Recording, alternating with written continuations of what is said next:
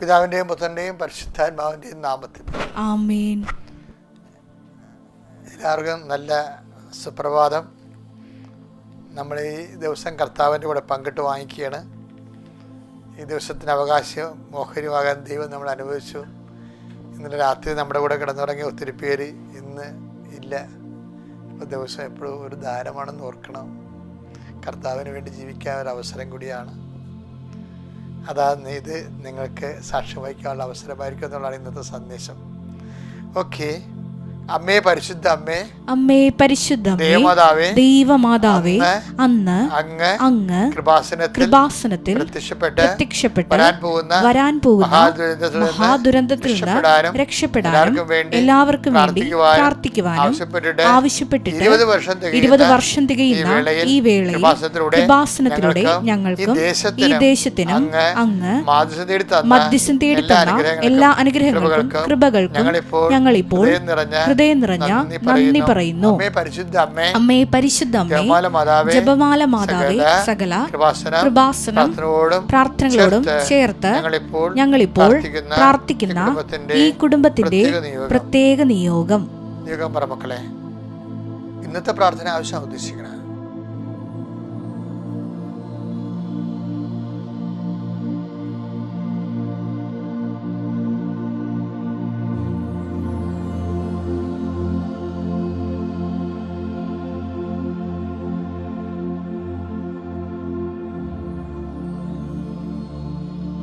അമ്മയുടെ പ്രത്യക്ഷീകരണത്തിന്റെ ഈ ദ്വാദശക വേളയിൽ ഞങ്ങൾക്ക് സാധിച്ചു തരുവാൻ കനിയണമേ. വിശ്വാസ പ്രമാണം.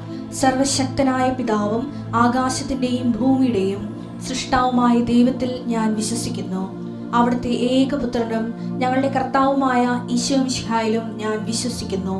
ഈ പുത്രൻ പരിശുദ്ധാത്മാവിനാൽ ഗർഭസ്ഥനായി കന്യകാമറിയത്തിൽ നിന്ന് പിറന്ന് പൊന്തിയോസ് പീലാത്തോസിന്റെ കാലത്ത് പീഡകൾ സഹിച്ച് കുരിശിൽ തറയ്ക്കപ്പെട്ട് മരിച്ച് അടക്കപ്പെട്ട് പാതാളങ്ങളിൽ ഇറങ്ങി മരിച്ചവരുടെ ഇടയിൽ നിന്ന് 3-ാം നാൾ ഉയർത്ത് സ്വർഗത്തിലേക്ക് എഴുന്നള്ളി സർവശക്തിയുള്ള പിതാവായ ദൈവത്തിന്റെ വലതുഭാഗത്തിരിക്കുന്നു. അവിടെ നിന്ന് ജീവിക്കുന്നവരെയും മരിച്ചവരെയും വിധിക്കുവാൻ വരുമെന്നും ഞാൻ വിശ്വസിക്കുന്നു. പരിശുദ്ധാത്മാവിലും ഞാൻ വിശ്വസിക്കുന്നു.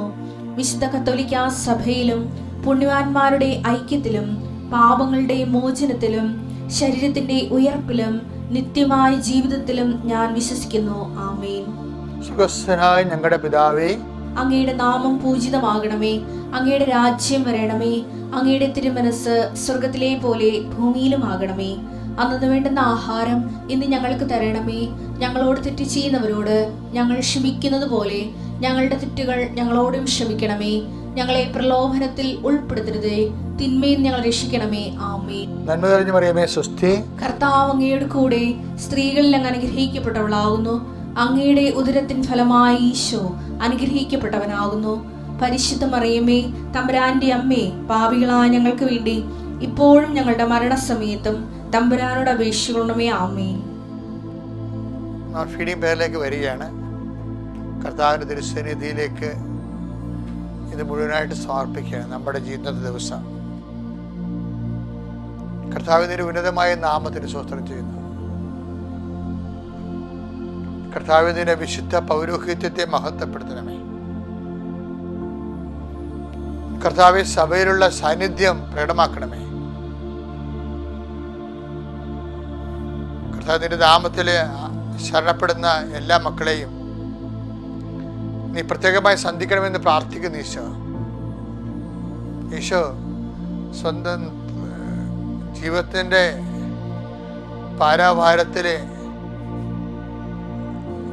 തുഴഞ്ഞ് കൈ രണ്ടും തളർന്ന് ആരും സഹായത്തിനില്ലെന്ന് അന്താളിപ്പോടെ നോക്കുന്ന അനേകം മക്കൾ ഇന്ന് ഉണർന്നിട്ടുണ്ട്. ഈശോയെ, അവരെ സന്ധിക്കാൻ വേണ്ടിയാണ് ഈ പ്രാർത്ഥനകൾ നടത്തുന്നത്.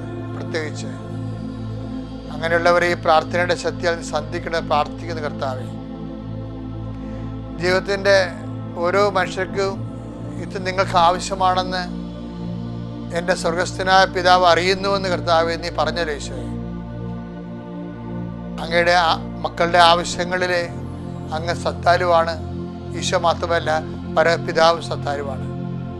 അതാണ് ഞങ്ങളുടെ ഒരു ആശ്വാസം. ഈശോയെ, ഓരോ ആവശ്യങ്ങളുടെ സമ്മർദ്ദത്തിലെ സങ്കടപ്പെട്ട് ഞെരിയുന്ന മക്കളെ അവിടെ കഴിവ് കൊണ്ട് തന്നെ അവർക്ക് രക്ഷപ്പെടാൻ നിവൃത്തിയില്ലെങ്കിൽ, എൻ്റെ അമ്മയെ, പരിശുദ്ധമ്മ ദേവമാതാവേ, അവർക്ക് സ്വന്തം അമ്മയായിക്കൊണ്ട് അവരെ കൈപിടിച്ചുയർത്തണമെന്ന് പ്രാർത്ഥിക്കുന്നു. പത്രോസിനെ എങ്ങനെയാണ് കർത്താവേ മുങ്ങിപ്പോയപ്പോൾ നീ കൈ കൊടുത്തതുപോലെ മുങ്ങിപ്പോകുന്ന എല്ലാ മക്കൾക്കും മനസ്സുകൊണ്ട്, സാമ്പത്തിക തകർച്ച കൊണ്ട്, രോഗം കൊണ്ട് മുങ്ങിപ്പോകുന്ന എല്ലാ മക്കൾക്കും നീ കൈ കൊടുക്കണമേ എന്ന് പ്രാർത്ഥിക്കുന്നു. കടലിൻ്റെ മീതെ നടന്നു വന്നവനെ കർത്താവേ, കൈനീട്ടി നീ ഞങ്ങളുടെ മക്കളെ സന്ധിക്കണമെന്ന് പ്രാർത്ഥിക്കുന്നു. ദൈവത്തിൻ്റെ കരുണ ആണല്ലോ കർത്താവേ കൈയും കാലുമായി ക്രിസ്തുവായി കടലിൻ്റെ മീതെ നടന്നു വന്നത്.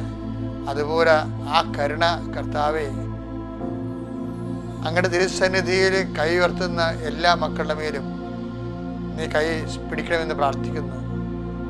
കടകൾ നടത്തിയവരുണ്ട്, അത് പൂട്ടാൻ പോകുന്നവരുണ്ട്.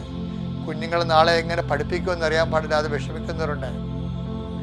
ബന്ധുക്കളും സ്വന്തപ്പെട്ടവരൊക്കെ കരകയറുമ്പോഴും അവർ തിരിഞ്ഞു നോക്കാതിരിക്കുമ്പോഴും അതിൻ്റെ പേരിൽ ഒറ്റപ്പെട്ടു പോകുന്ന അവസ്ഥകളിൽ വിഷമിക്കുന്ന അനേകം മക്കളുണ്ട്. ഈശോയെ, ചുറ്റി പിടിച്ച് ജപ്തിയായി പോകുന്നവരുണ്ട്. അടക്കാൻ പറ്റാത്തതിൻ്റെ പേരിൽ ജപ്തിയായി പോകുന്നവരുണ്ട്. ചില വാടകക്കാർ കയറിയിട്ട് വാടക നിന്ന് ഇറങ്ങിപ്പോകാത്തവരുണ്ട്. അതിൻ്റെ പേരിൽ അത് കൊടുക്കാനും പറ്റുന്നില്ല, കുടുംബത്തിലെ പുതിയ ചിലവുകൾ നടത്താനും പറ്റണില്ല. അങ്ങനെ പ്രയാസപ്പെടുന്നവരുണ്ട്. വഴിയില്ലാത്തവരുണ്ട്. ഈശോ, നടന്ന് കയറാനുള്ള വഴി ഇല്ലാത്തതുകൊണ്ട് കല്യാണം നടക്കാത്തവരുണ്ട്. അങ്ങനെ പല പല വിഷമതകൾ കൊണ്ട് കർത്താവെ ആരോടും പറയാതെ പറഞ്ഞിട്ട് എന്ത് കാര്യമെന്ന് ഓർത്തിട്ട് ഇങ്ങനെയുള്ള കാര്യങ്ങളൊക്കെ സ്വയമായിട്ട് തൊണ്ടേ പഴുത്ത പോലെ വിഴുങ്ങിത്തെറിക്കരുന്ന മനുഷ്യൻ.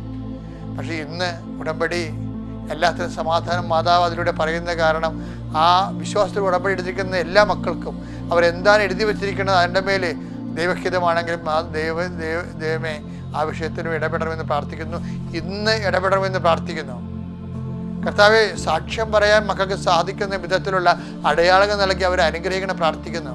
രോഗങ്ങൾ കർത്താവ്, വിദേശ മക്കൾ ജോലിക്ക് അവർ പഠിക്കാൻ പോയി, കുടുംബത്തിൽ 10-40 വർഷം കടമായി, പക്ഷെ അവർക്ക് അവിടെ പഠിക്കുന്ന സ്ഥലത്ത് ജോലി കിട്ടണില്ല, അവർ തിരിച്ചു പോരേണ്ടി വരുന്ന അവസ്ഥയിൽ എന്ത് ചെയ്യും ദൈവമേ? അതിവിടെ അവർ ജീവിച്ചതിനേക്കാൾ കഷ്ടമായ ഒരു സാഹചര്യത്തിലേക്ക് അവർ പോയിക്കൊണ്ടിരിക്കുന്നു. അങ്ങനെയുള്ളവരെ ഇന്ന് നീ സന്ധിക്കണം പ്രാർത്ഥിക്കുന്നു. ഇത് ഇന്നത്തെ പ്രാർത്ഥന, ഇന്നത്തെ നിയോഗമാണ് കർത്താവ്. ഇങ്ങനെ ഓരോ വിഷയങ്ങൾ കുടുംബത്തിൻ്റെ മെയിൻ്റെനൻസ് നടക്കാത്ത കാരണം ക്ഷുദ്രജീവികൾ കയറി പലതരത്തിലുള്ള പഴുതാരകളും പലതരത്തിലുള്ള ജീവികളൊക്കെ കയറി ഉറങ്ങാൻ പോലും പറ്റാത്ത ആൾക്കാരുണ്ട്. ഈശോയെ, അവരെ അതെല്ലാം കൊണ്ട് സഹിച്ച് ആര് സഹിക്കും, ആര് രക്ഷപ്പെടുത്തും എന്നൊക്കെ വിചാരിച്ചുകൊണ്ട് മനസ്സ് നിരവിച്ച് അങ്ങനെ ജീവിക്കുന്നവരുണ്ട്. ഇങ്ങനെ എല്ലാ മക്കളെയും ഈ പ്രാർത്ഥനയിൽ ഞങ്ങൾ ഓർക്കുന്ന നിർത്താവേ, അവരെല്ലാം സന്ധികളെ പ്രാർത്ഥിക്കുന്നു. ഗർഭിണികളെ അമ്മ കാണിച്ചു തരുന്നുണ്ട്. ഈ സമയത്ത് അവർക്ക് വേണ്ടി പ്രാർത്ഥിക്കാൻ ആവശ്യപ്പെടുന്നുണ്ട്. പക്ഷേ പ്രായമായിട്ട് ഗർഭിണികളായവരെ കാണിച്ചു തരുന്നുണ്ട്. കുറച്ച് അങ്ങോട്ട് പ്രായമായിട്ട് ഗർഭിണികളുടെ ഗർഭത്തിൻ്റെ പ്രോബ്ലം ഉള്ളവരെ കാണിച്ചു തരുന്നുണ്ട്. അതിനെല്ലാം ഇപ്പോഴും വലത് കരുത്തെ സ്പർശിക്കണ പ്രാർത്ഥിക്കുന്നു. എൻ്റെ കർത്താവിൻ്റെ ഉന്നതമായ നാമത്തിൽ, സഭയുടെ അധികാരത്തിൽ, കുരിശിൻ്റെ അടയാളത്തിൽ എന്ത് വിഷമമാണ് നിങ്ങൾക്കുള്ളത്, പേരറിയാവുന്നതോ അറിയാൻ പാടില്ലാത്ത വിഷയമായിക്കൊള്ളട്ടെ, യേശുക്രിസ്തു നാമത്തിൽ അത് മാറിപ്പോകട്ടെ എന്ന് ഈശോ നാമത്തിൽ കൽപ്പിക്കുന്നു. നിത്യം പിതാപുത്രനും പരിശുദ്ധാത്മാവ് സർവ്വേശ്വരൻ നയിക്കും. ആമേൻ.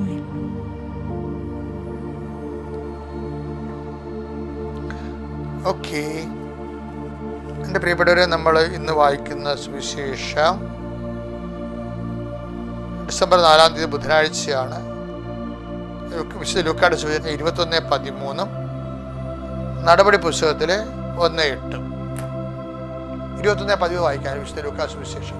നിങ്ങൾക്ക് ഇത് സാക്ഷ്യം നൽകുന്നതിനുള്ള അവസരമായിരിക്കും. നിങ്ങൾക്കിത് സാക്ഷ്യം നൽകുന്ന അവസരമായിരിക്കും. ഓക്കെ, ഇനി നടപടി 1:8 വായിച്ചേ.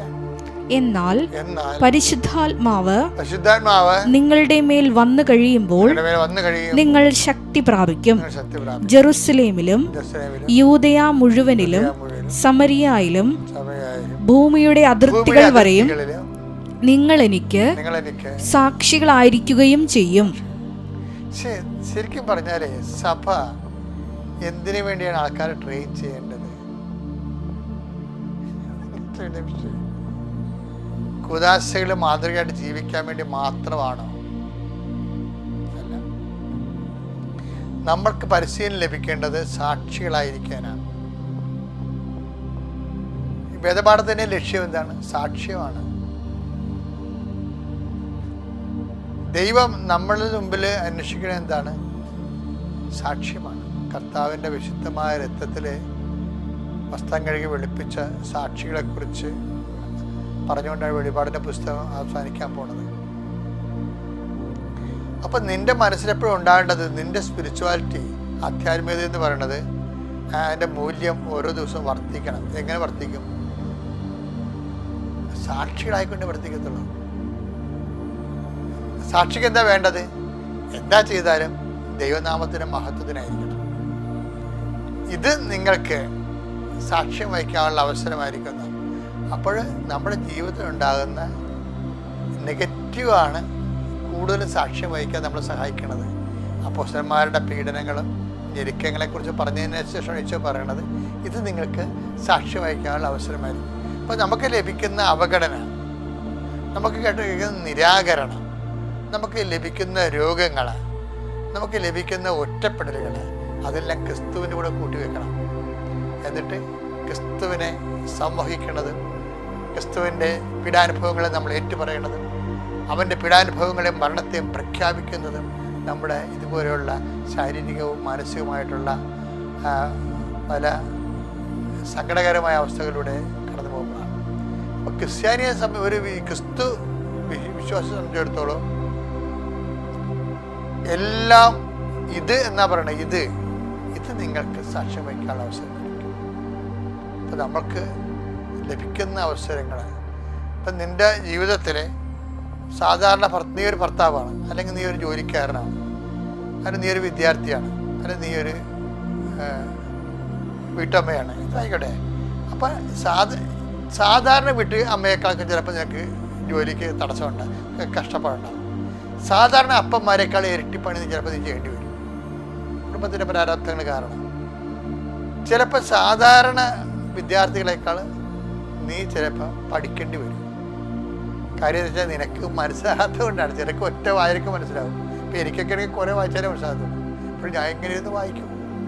ഇതുവരെ വായന നിർത്തിയിട്ടുമില്ല. അപ്പോഴെന്താ അത് ഇപ്പം മറ്റുള്ളവർക്ക് നിസ്സാരമായിട്ട് ചെയ്യുന്ന പല കാര്യങ്ങളും നമ്മൾക്ക് കുറച്ച് ക്ലേശമാകും. ഈശോ പറഞ്ഞത് ഇത് നിങ്ങൾക്ക് സാക്ഷ്യം വഹിക്കാനുള്ള അവസരമായിരിക്കും. അതാണ് ഇത് നിങ്ങൾക്ക്. അപ്പം എന്തെങ്കിലും എക്സ്ട്രാ വന്നാൽ അതെല്ലാം സാക്ഷ്യത്തിൻ്റെ അവസരമായി ദൈവനാമ മഹത്വത്തിനെ കാഴ്ചവെക്കണം. അത് ഇന്ന് വരെയാണ് കാഴ്ചവെക്കേണ്ടത്. നടപടി 1:8 പറയാൻ എന്താണ്? ഭൂമിയുടെ അതിർത്തികൾ വരെ. ഭൂമിയുടെ അതിർത്തി എന്ന് പറഞ്ഞാൽ എന്താ? അന്റാർട്ടിക്ക വരെ വല്ലതാണ്? അതൊന്നും അല്ല. നമ്മുടെ ജീവിതം എപ്പോൾ തീരുന്നു അപ്പോൾ വരെ. അവസാനത്തെ ശ്വാസമാണ് നമ്മുടെ. എപ്പോൾ നിലക്കുന്നു, നമ്മൾ എപ്പോൾ കിടപ്പിലാകുന്നു, എപ്പോഴും ഇങ്ങനെ നടന്നു പോകുന്ന ആൾ എപ്പോഴാണ് കിടന്നു പോണത്, അതാണ് നമ്മുടെ ഭൂമിയുടെ അതിർത്തി. അതുവരെ ക്രിസ്തുവിൻ്റെ സാക്ഷികളാകാൻ. അതുകൊണ്ട് കിട്ടുന്ന അവസരങ്ങളെ സാക്ഷ്യത്തിനെ ഉപയോഗിച്ചുകൊണ്ട് ക്രിസ്തുവിൽ വളരുക, ശക്തി പ്രാപിക്കുക, ദൈവത്തെ മഹത്വപ്പെടുത്തിക്കൊണ്ട് പുണ്യത്തെ പുരോഗമിക്കുക. Praise the Lord.